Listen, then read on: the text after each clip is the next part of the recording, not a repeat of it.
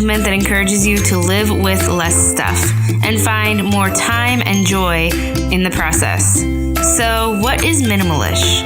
It's the grace-filled way of doing the same thing. Sustainable, realistic minimalism that actually makes sense for your life. It's not all about subscribing to a movement and trying to do it perfectly, but rather questioning how that movement fits best within your life. The Minimalish Podcast is here to help make life lighter, realistically, for the everyday mom. I'm Desiree, and my passion is to help you enjoy motherhood, your family, and your home by cutting the clutter and excess stuff in your life. Minimalism has helped me not only make my home a better place, but also become a better version of myself. So that's what I'm here to talk to you about each week. So grab a cup of coffee and let's walk towards simple together.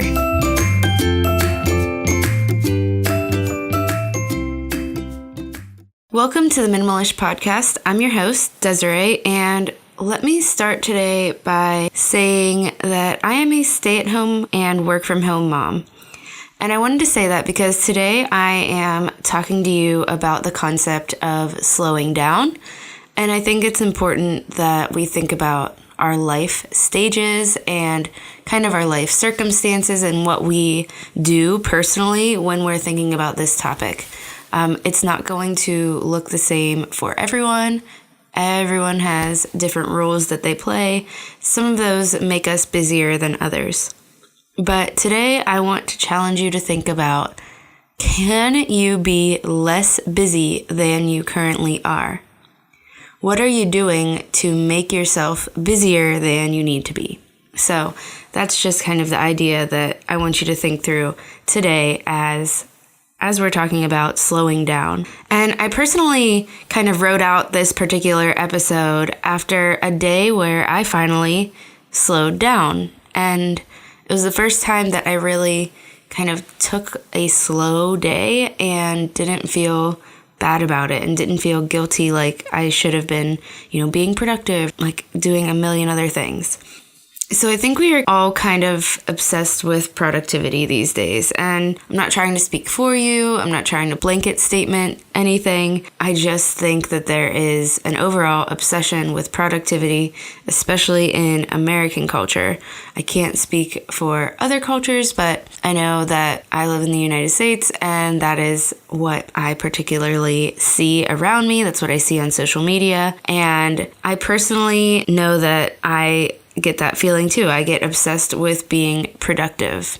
It's not even my natural state to be overly productive.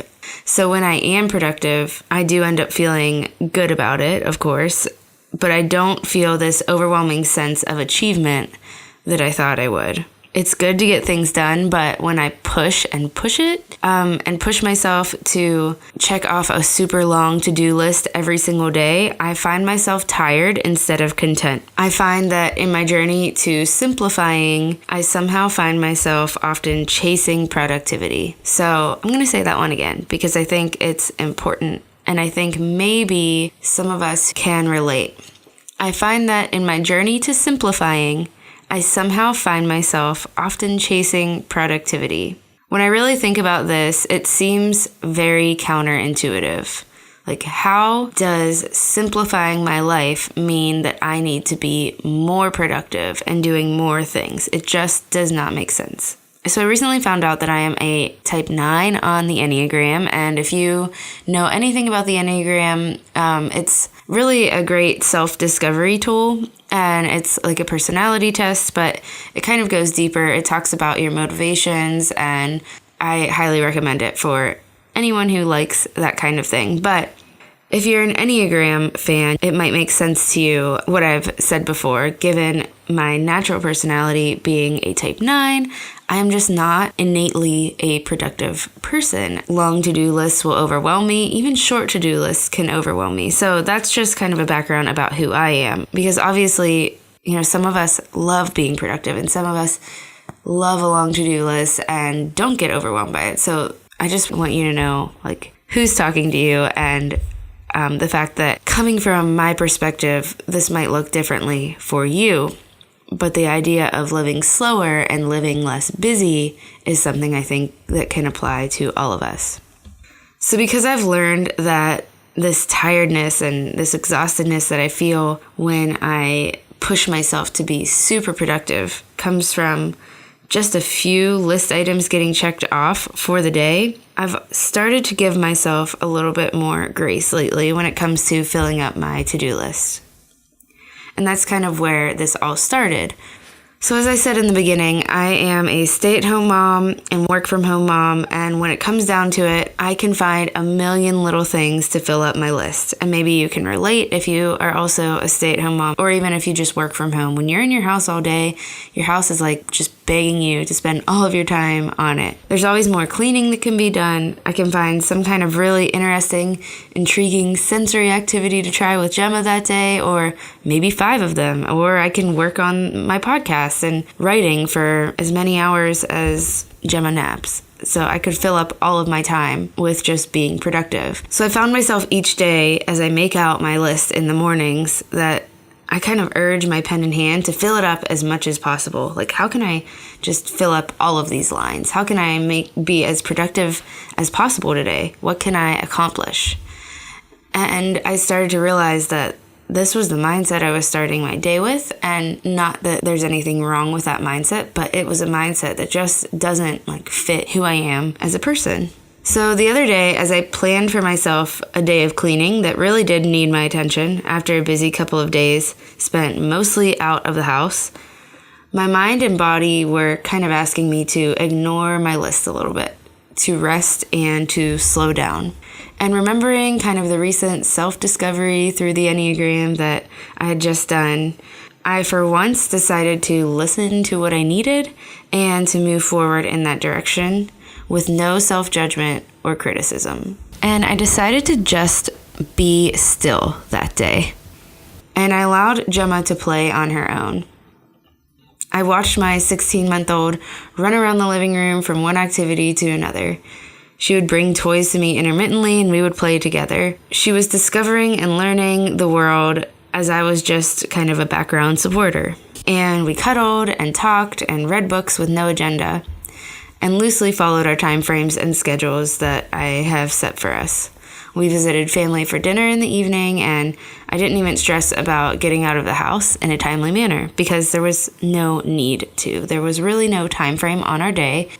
It wasn't a day void of productivity. I spent hours on taxes during nap time, but it didn't exhaust me because I wasn't on high alert for any free moment to just be productive while Gemma was awake and while she was asleep. And so what I realized from all of that was that in my current season, I'm actually allowed to live slow. I find myself wanting to live and work and produce at a much faster pace than is needed for a stay-at-home mom. Of course, mom life is hard, and I know it is often busy, but I only have one child, and it doesn't have to be busy for me. I'd even go as far as to say that if you're feeling overly busy, don't make motherhood your excuse. I know that maybe upset a few people listening, but if you're busy as a mom because your child or your children are involved in too many activities, there's no reason why you cannot say no to some of those things. And I know I don't have older kids with opinions and thoughts around what they're involved in, but if we are too busy, it is not because of motherhood. It is because we have involved ourselves and our kids in too many things. And, that's what our culture tells us we should do, so it's not your fault, but it doesn't mean that you can't proactively get yourself out of that situation. Over time, we say yes to too many things. We worship productivity and we worship busy. We believe that more will make us happy, and that's kind of the idea that minimalism stems off of, right? We believe that more possessions are going to make us happy. Well, I think we also believe that more on our to-do lists and in our schedules is going to make us happy. But when do we actually find ourselves happiest? When we are playing chauffeur to our children, hoisting them from one activity to another, like spending hours in the car because of it? When we're slaving away to our to-do lists? I honestly don't think so. I think we find ourselves happiest on the slower days, when there is time for rest, when there's actual time for the living, for enjoying one another, for conversation. Maybe this is why we always crave vacation. And now I'm fully aware that I am an introvert and I maybe like that downtime more than other people might, but nobody can say like, I don't like vacation or I don't like to rest. I just don't think that that's true. I think we are created to have rest in our lives. And I think that many of us have created lives where there is no room for that. So of course, I know that there are jobs and demands and all of the ways that we are serving others. There are days that need to be full, but I'm just encouraging you today to look at your schedule and ask yourself how you can slow down. Even if you don't think it's possible, think on the question for a second. Maybe you'll realize you are overcommitting yourself. It's okay to quit something if that's the case. It's okay to say no. Personally, I'm in a season where I can lean into slower living, so I'm committing myself to doing just that. Because here's what I found on the day when I said yes to what I needed, when I said yes to slow and no to the hamster wheel of productivity. Gemma thrived. Without my interference on her play, she was content. Without my constant anxiety about if I'm doing enough for her, she was honestly calmer too. We connected more. There was more laughing, more smiles, more eye contact, more cuddles.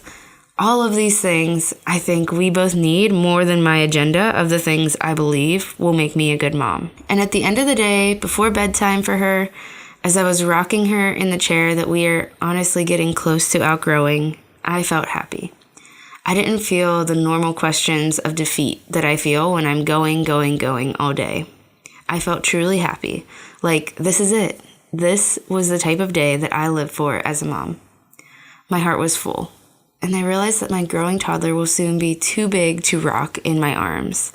And I don't want to look back and realize I missed it because I was too busy worrying about what I could accomplish.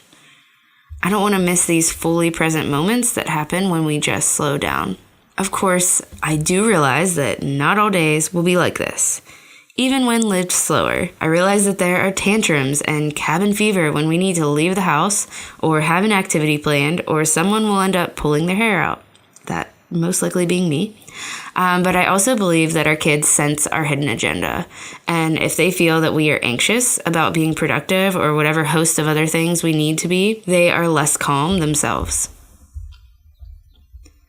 I also do realize that not every day can be slow. But my new goal is to look at my week and not just wonder what all I can get done, but rather look at where I can find margin to slow down and truly live. Not just every once in a while, not just like once a month, but as much as possible. And I hope this is an encouragement for you just to look at your days a little differently, to allow margin, to allow rest, not just once a week, but within each day or as often as possible, to slow down so that you can experience truly living, rather than being constantly pushed forward due to the desire to be always productive. So here are just some quick practical steps for slowing down, if it sounds like something that might benefit you. 1. Look at your schedule. What can you cancel, quit, stop going to? What isn't in your true skill set or what isn't bringing you joy? Just stop doing it, if at all possible. 2. Look at your to-do lists. Can you put less on them each day? The answer is probably yes. Can you prioritize and spread out the most important tasks throughout the week and forget about the less important ones until they become kind of more important? 3, look at your day. When are you most productive? Can you wake up earlier to get the important stuff done so that you feel less stressed and more present throughout the rest of the day? I will say for me, the fact that my job as a work from home, like online teacher takes place in the early morning hours, it really helps because I am able to focus and be productive in the mornings and, get my work done so that for the rest of the day, I'm mostly focused on Gemma and any kind of homemaker type of stuff that needs my attention on that day. 4, reflect. What is stressing you out? What are you anxious about? How can you combat this? Is it a mindset you need to get rid of, or is it something you need to stop doing? And kind of a last question to ask yourself. If you are on a journey to simplifying your life, how does productivity fit into that journey?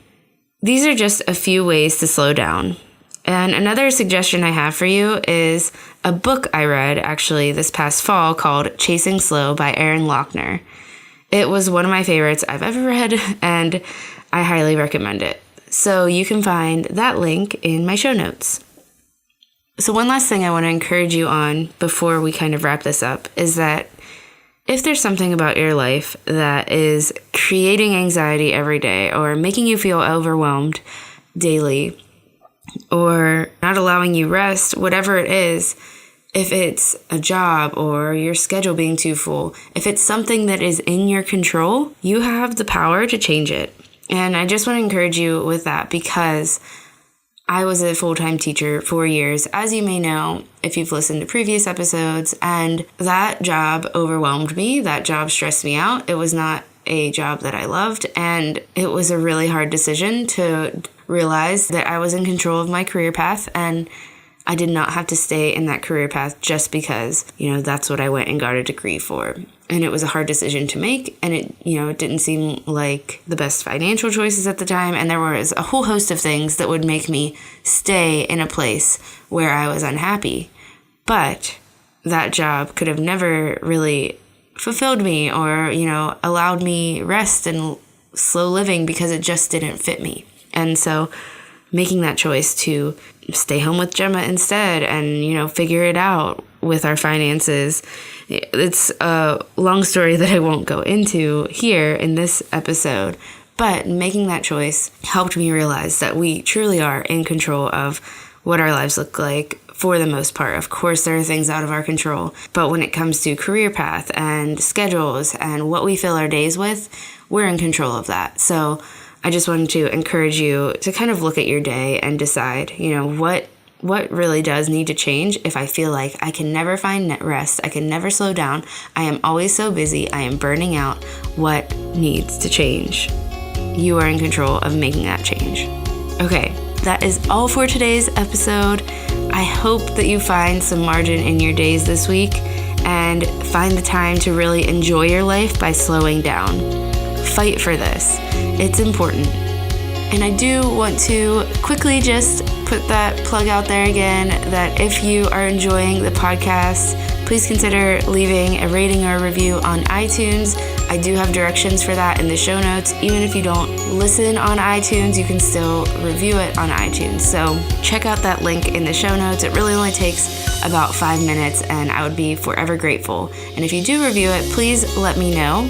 You can find me on Instagram at minimalish_motherhood, or my email is linked below so that I can send you a little free printable hand-lettered art to inspire you on your journey towards simplifying and also to say thank you for taking the time to do that. I am thinking of you all on your journeys to simplifying, and I will talk to you next week.